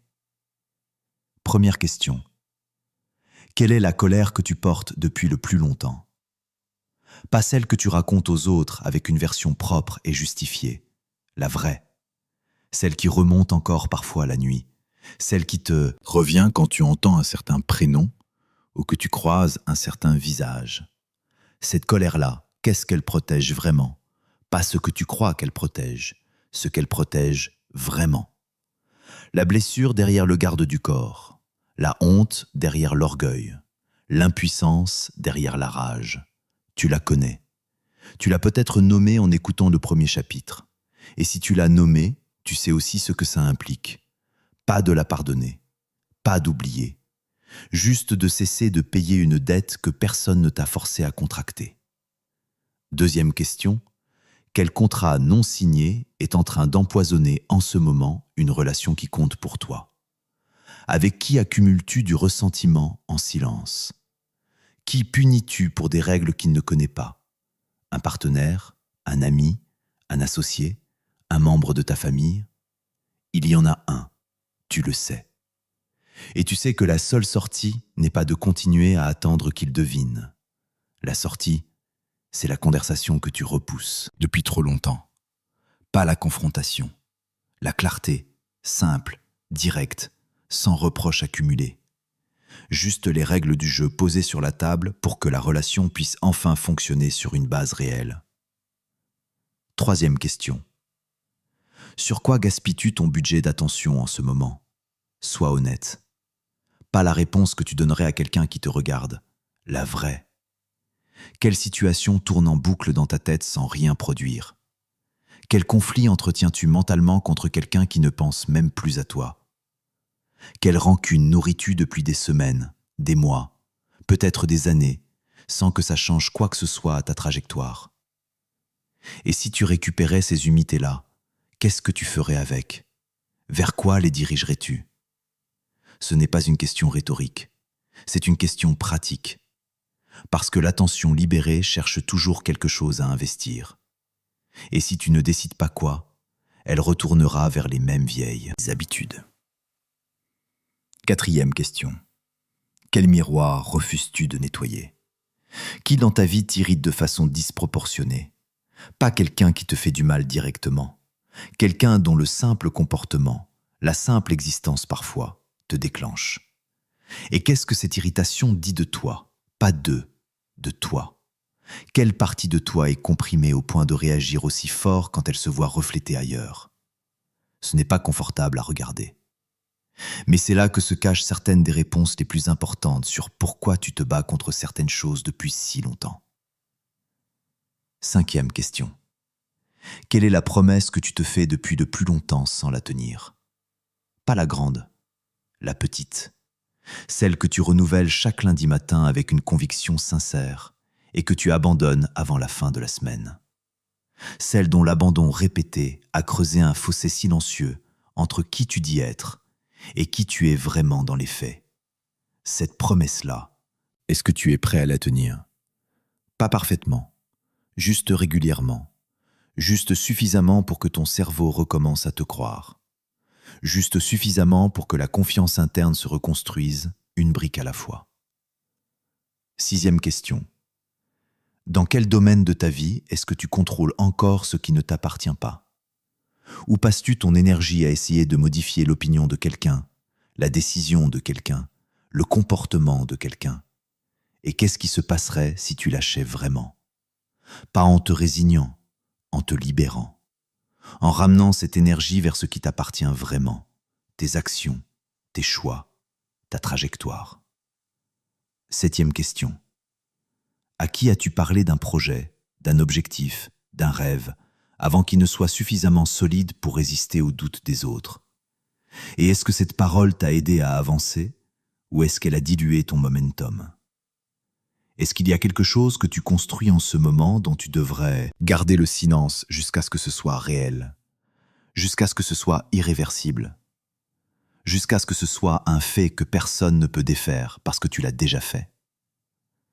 Tu n'as pas besoin de répondre à toutes ces questions aujourd'hui. Certaines ont besoin de temps. Certaines ont besoin de silence. Certaines ont besoin d'une conversation difficile que tu n'es peut-être pas encore prêt à avoir. C'est normal. Le travail intérieur n'a pas de calendrier imposé. Il a juste besoin d'honnêteté et d'une décision de regarder sans détourner les yeux. Mais il y a une chose que je te demande de faire aujourd'hui, une seule. Choisir la question qui te dérange le plus parmi celles que je viens de te poser. Pas la plus facile, pas la plus intellectuellement intéressante, celle qui te met le plus mal à l'aise, celle que tu as envie d'éviter, parce que c'est toujours là que se trouve le travail le plus important. Et passe 10 minutes avec elle, seul, sans téléphone, sans distraction, juste toi et cette question. Laisse-la faire son chemin. Laisse-la réveiller ce qu'elle a besoin de réveiller. Et fais confiance à ce qui remonte. Je veux aussi te dire quelque chose avant de terminer. Quelque chose que peu de gens entendent assez souvent. Tu n'es pas obligé de rester comme tu es. Pas par magie. Pas du jour au lendemain. Mais tu n'es pas condamné à tes réflexes actuels. Tu n'es pas condamné à tes dettes émotionnelles. Tu n'es pas condamné à tes contrats non signés. Tu n'es pas condamné à gaspiller ton attention sur des batailles qui ne méritent pas ton énergie. Tu n'es pas condamné à te mentir encore et encore. Tu n'es pas condamné à parler au lieu de construire. Tout ça, tu l'as construit. Et ce que tu as construit, tu peux le déconstruire. Pas en une semaine, pas sans effort, pas sans rechute. Mais tu peux. Et le fait que tu sois arrivé jusqu'ici, que tu aies écouté jusqu'au bout, que tu te sois reconnu dans certaines histoires, que certaines questions t'aient touché, c'est une preuve que quelque chose en toi est déjà en train de bouger. Quelque chose cherche à sortir. Une version de toi qui en a assez de payer des dettes qui ne lui appartiennent pas, qui en a assez de se battre contre des fantômes, qui veut utiliser son énergie pour construire quelque chose qui compte vraiment. Cette version existe déjà. Elle n'attend pas que tu sois parfait. Elle attend juste que tu commences. Vraiment, pas dans ta tête, dans tes actes, dans une décision que tu prends maintenant, dans une conversation que tu as ce soir, dans une promesse petite que tu tiens demain matin, même si personne ne le voit, dans un silence que tu choisis la prochaine fois que quelqu'un cherche ta réaction. Ce sont ces micro-moments qui changent une vie, pas les grandes déclarations, pas les grandes résolutions du 1er janvier. Les petits choix invisibles que tu fais seul, sans audience, sans validation, ceux dont personne ne sait l'importance sauf toi. Et un jour, tu te retournes, et tu vois le chemin parcouru, et tu comprends que c'était là, dans ces moments-là, que tout s'est joué. La vraie force n'est pas de gagner tous les combats, c'est de ne plus avoir à se battre. La vraie liberté n'est pas l'absence de contraintes, c'est la capacité à choisir comment tu réponds à ce qui t'arrive. La vraie intelligence n'est pas de tout comprendre, c'est de savoir où mettre ton énergie pour que ta vie avance dans la direction que tu as choisie. Tu as maintenant les outils, tu as les histoires, tu as les questions, le reste t'appartient. Et ce reste, c'est l'essentiel. C'est toi, c'est tes choix, c'est ta vie. Commence maintenant, pas demain, maintenant, dans la prochaine heure, dans la prochaine interaction, dans le prochain moment où tu sens la vieille habitude reprendre la main. C'est là que tout commence, et c'est là que tout change. Merci d'avoir écouté ce livre audio dans son intégralité sur Succès Livre Audio. Si ce contenu t'a apporté de la valeur, abonne-toi à la chaîne, partage-le avec quelqu'un qui en a besoin et laisse un commentaire pour que d'autres puissent grandir eux aussi. À très bientôt pour de nouveaux livres audio qui transforment des vies. Tu pensais que c'était terminé. Et d'une certaine façon, ça l'est. Le livre est fini, les chapitres sont clos, les principes ont été posés. Mais il y a quelque chose que je n'ai pas encore dit, quelque chose que j'ai gardé pour la fin. Pas parce que c'est moins important, parce que c'est le genre de choses que tu ne peux entendre vraiment qu'après avoir traversé tout le reste. Quand ton esprit est déjà un peu plus ouvert, quand ta résistance est déjà un peu plus basse, quand tu as déjà commencé à voir les choses différemment. Ce que je veux te dire maintenant, c'est la vérité sur le temps. Pas le temps en général, ton temps, celui que tu as déjà dépensé et celui qui te reste. Tu as passé des années à développer ces réflexes, ces dettes émotionnelles, ces contrats non signés, ce gaspillage d'attention, ces projections, cette incohérence, ce bavardage qui remplace l'action. Tout ça ne s'est pas construit en une nuit. Ça s'est construit jour après jour, interaction après interaction, décision après décision. Et ça te semble naturel maintenant, ça semble être toi. Mais ce n'est pas toi. C'est ce que tu as appris à faire pour survivre dans des environnements qui te demandaient de réagir vite, de te défendre constamment, de prouver ta valeur sans arrêt. Et tu as appris. Bien. Trop bien peut-être. Le problème, c'est que ces stratégies de survie sont devenues des habitudes de vie. Et les habitudes de vie, elles ne s'interrogent pas. Elles s'exécutent automatiquement, sans que tu le décides vraiment, sans que tu aies vraiment le choix. Jusqu'à ce que tu commences à les voir. Et voir, c'est exactement ce que tu viens de faire dans ce livre audio. Tu as vu. Peut-être pour la première fois, vraiment. Peut-être pas tout, mais assez pour que quelque chose ait bougé. Et maintenant la question est simple. Qu'est-ce que tu fais de ce que tu as vu? Je vais te parler de quelque chose que j'appelle le coût du report. Pas le report d'une tâche, le report d'un changement. Chaque jour que tu passes à fonctionner comme avant, à contracter les mêmes dettes, à imposer les mêmes contrats invisibles, à gaspiller ton budget sur les mêmes batailles, ce jour-là a un coût.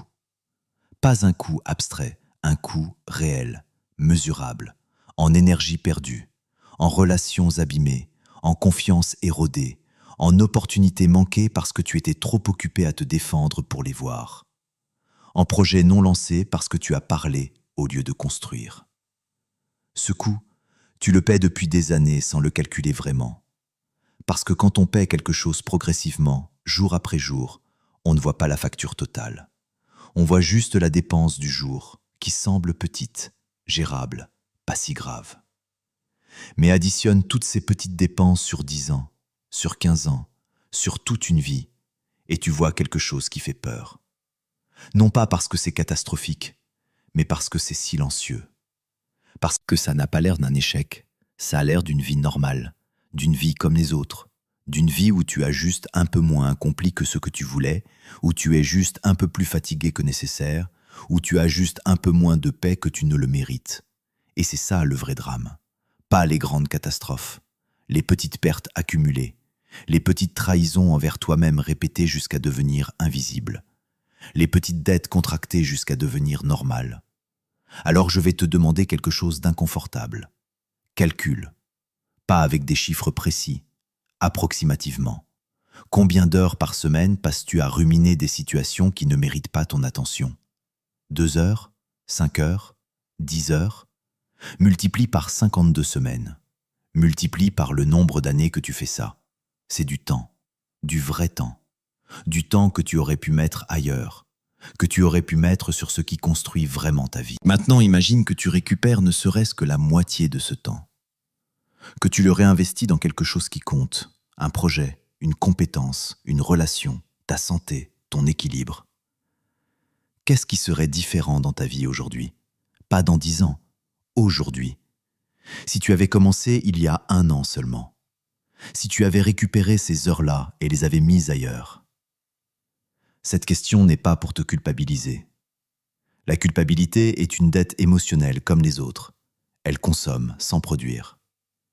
Cette question est pour te donner une mesure concrète de ce que le changement vaut. Pas en termes abstraits, en termes de temps récupéré, d'énergie libérée, de vie construite plutôt que défendue. Je veux maintenant te parler d'une chose que j'ai observée chez les gens qui transforment vraiment leur vie. Pas ceux qui en parlent, ceux qui le font. Il y a un moment précis dans leur trajectoire, un moment charnière, pas toujours dramatique, souvent même très banal. Un moment où ils ont dit non. Pas non aux autres, non à eux-mêmes. Non à la vieille version d'eux-mêmes qui voulait réagir, qui voulait prouver, qui voulait défendre, qui voulait parler avant d'avoir quelque chose de réel à montrer. Ce non-là, il est discret. Il ne se voit pas, personne n'applaudit, personne ne le remarque même. Mais la personne, elle, le sait. Elle sait qu'elle vient de faire quelque chose de différent, qu'elle vient de choisir autrement. Et ce choix-là, même petit, même invisible, crée quelque chose, une fissure dans l'ancienne habitude, une ouverture vers quelque chose de nouveau. Et si elle répète ce choix, si elle dit ce non une 2e fois, une 3e fois, une 100e fois, la fissure devient un chemin, et le chemin devient une direction, et la direction devient une vie différente. Tu as probablement déjà vécu ce moment, peut-être plusieurs fois. Ce moment où tu as senti que tu pouvais choisir autrement, où tu as vu la dette sur le point d'être contractée et où tu t'es dit « je ne veux pas payer ça ». Où tu as senti le contrat imaginaire sur le point d'être violé et où tu as décidé de ne pas en faire une trahison. Où tu as eu l'opportunité de parler de ton projet et où tu as choisi de garder le silence pour le protéger. Ces moments existent déjà dans ta vie. Ils ont peut-être été rares, peut-être isolés, mais ils sont là. Et ils sont la preuve que tu en es capable, que cette version de toi qui choisit autrement n'est pas un idéal lointain. Elle existe déjà. Elle attend juste d'être plus régulière, plus constante, plus habituelle. Il y a un autre aspect de la transformation que je veux aborder. Quelque chose que peu de gens anticipent et qui les surprend souvent. La légèreté. Pas la légèreté superficielle de quelqu'un qui s'en fout de tout. La légèreté profonde de quelqu'un qui ne porte plus ce qu'il n'a pas à porter. Quand tu commences vraiment à solder tes dettes émotionnelles, à exprimer tes contrats plutôt que de les imposer en silence, à gérer ton attention comme un actif précieux, à tenir tes promesses envers toi-même, quelque chose d'étrange se passe. Tu te sens plus léger. Pas parce que ta vie est devenue plus facile, parce que tu as arrêté de porter en plus de ta vie le poids de tout ce que tu t'imposais inutilement. C'est difficile à décrire à quelqu'un qui ne l'a pas encore vécu. Mais si tu l'as déjà effleuré, même brièvement, tu sais exactement de quoi je parle. Ce sentiment d'avoir déposé un sac à dos que tu portais depuis si longtemps que tu avais oublié qu'il était là. Cette clarté mentale qui arrive quand tu n'es plus en train de gérer 10 conflits intérieurs simultanément. Cette énergie disponible pour autre chose quand tu n'alimentes plus les vieilles batailles. Cette légèreté est ton indicateur. Elle te dit que tu avances dans la bonne direction. Elle te dit quelque chose a vraiment changé, pas juste dans ta compréhension, mais dans ton fonctionnement. Et elle est addictive dans le bon sens. Une fois que tu l'as goûtée vraiment, tu n'as plus envie de retourner au poids d'avant. Et cette envie de rester léger devient elle-même une motivation pour continuer à choisir différemment. Je veux aussi te parler de ce qui arrive aux relations quand tu changes, parce que personne ne change dans le vide. Tu es entouré de gens, et ces gens ont été habitués à une certaine version de toi, la version réactive, la version disponible à toute heure, la version qui absorbe tout sans rien dire, la version qui justifie, qui explique, qui compense. Et quand tu commences à changer, quand tu commences à poser tes limites, à exprimer tes attentes, à gérer ton attention différemment, ces gens vont réagir. Certains vont s'adapter, ils vont respecter les nouvelles règles, ils vont même être soulagés parce que les anciennes dynamiques les épuisaient aussi. Il n'y a pas que toi qui étais fatigué. Parfois, les gens qui profitent de ta réactivité, de ta disponibilité, de ta tendance à compenser, ils sont aussi épuisés par cette dynamique. Même si ça les sert, elle les prive aussi de quelque chose, d'une relation réelle, d'un échange équilibré. Et quand tu changes, tu leur donnes la possibilité de changer aussi, de t'offrir quelque chose de plus honnête. D'autres vont résister, ils vont tester les nouvelles limites, ils vont chercher à retrouver l'ancienne version de toi, pas par malveillance, par habitude, parce que l'ancien système fonctionnait pour eux et qu'ils ne voient pas encore pourquoi ils devraient changer. Avec ces personnes, ta constance sera ta réponse. Pas des discours, pas des explications, pas de la colère, juste la constance. Tu continues à fonctionner de la nouvelle façon, encore et encore, jusqu'à ce qu'ils comprennent que l'ancienne version n'est plus disponible. Certains s'adapteront, d'autres partiront. Les deux sont acceptables. Et puis il y a ceux qui partiront sans résistance, qui disparaîtront simplement parce que la relation ne reposait que sur les dynamiques que tu viens de modifier, sur ta réactivité, ta disponibilité, ton besoin d'approbation. Enlève ça et il ne reste rien. Pas de lien réel, pas de réciprocité, juste une extraction habillée en relation. Ces départs-là font parfois mal, parce qu'on s'était habitué à leur présence, parce qu'on avait construit des histoires autour d'eux. Mais ils sont aussi une libération, parce qu'ils libèrent de l'espace, pour des liens qui reposent sur quelque chose de réel, sur de la réciprocité, sur de la clarté, sur des contrats signés des deux côtés. Je veux te parler d'une dernière chose avant de vraiment terminer. Quelque chose qui touche à tout ce qu'on a dit, mais depuis un angle différent. La gratitude. Pas la gratitude performative, pas les listes de choses pour lesquelles tu es censé être reconnaissant. La gratitude réelle, celle qui arrive naturellement quand tu cesses de te battre contre ce qui est, quand tu arrêtes de dépenser ton énergie à vouloir que les choses soient différentes de ce qu'elles sont, quand tu lâches le contrôle de ce qui ne t'appartient pas.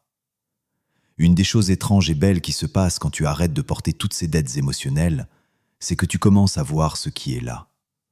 Ce qui était toujours là mais que tu ne pouvais pas voir parce que tu étais trop occupé à te battre. Des opportunités que tu ne remarquais pas. Des personnes qui étaient déjà là, stables, fiables, présentes, mais auxquelles tu ne prêtais pas vraiment attention parce que ton énergie allait ailleurs. Des moments de calme que tu n'habitais pas vraiment parce que tu étais mentalement encore dans la dernière dispute ou déjà dans la prochaine. Cette présence-là, cette capacité à vraiment être là où tu es, c'est l'un des cadeaux les plus concrets de tout ce dont on a parlé. Pas un concept philosophique, quelque chose de pratique, de mesurable. Tu manges un repas et tu le goûtes vraiment parce que tu n'es pas en train de rejouer une conversation. Tu passes du temps avec quelqu'un qui compte et tu es vraiment là parce que tu n'alimentes pas mentalement un conflit qui n'existe que dans ta tête. Tu travailles sur quelque chose et tu es pleinement dedans parce que tu n'as pas dépensé toute ton énergie à défendre une version de toi-même qui n'avait pas besoin d'être défendue. C'est ça la vie que ces principes construisent. Pas une vie sans problème, pas une vie sans douleur, pas une vie où tout est facile et fluide. Une vie où tu es présent, vraiment présent, avec toi-même, avec les autres, avec ce que tu construis, avec ce qui compte vraiment. Et cette présence-là, elle change tout. La qualité de tes décisions, la qualité de tes relations, la qualité de ton travail, la qualité de tes journées. Non pas parce que les circonstances ont changé, mais parce que toi, tu es là-dedans différemment. Voilà ce que je te souhaite. Pas la perfection, pas l'absence de réaction, pas une vie sans dettes émotionnelles, jamais. La présence, la capacité à choisir comment tu vis ce qui t'arrive. La liberté qui vient non pas de l'absence de contraintes, mais de la maîtrise de ta réponse à ces contraintes. Et la légèreté de quelqu'un qui a compris que la plupart de ce qu'il portait, il n'avait pas à le porter. Tu mérites ça. Pas un jour, maintenant, dans la prochaine décision, dans le prochain moment de choix, dans la prochaine occasion de poser les armes et de construire quelque chose plutôt que de défendre quelque chose. Commence. Recommence si tu as commencé et si tu t'es arrêté. Recommence encore si tu as recommencé et si tu t'es arrêté à nouveau. C'est comme ça que ça marche. Pas en ligne droite, en spirale. Toujours un peu plus haut que la dernière fois. Toujours un peu plus proche de qui tu veux être. Toujours un peu plus libre. C'est tout ce que je te demande. Pas d'être parfait. D'avancer. Un choix à la fois. Un jour à la fois. Un recommencement à la fois. Merci d'avoir écouté ce livre audio dans son intégralité sur Succès Livre Audio. Si ce contenu t'a apporté de la valeur, abonne-toi à la chaîne. Partage-le avec quelqu'un qui en a besoin et laisse un commentaire pour que d'autres puissent grandir eux aussi. À très bientôt pour de nouveaux livres audio qui transforment des vies.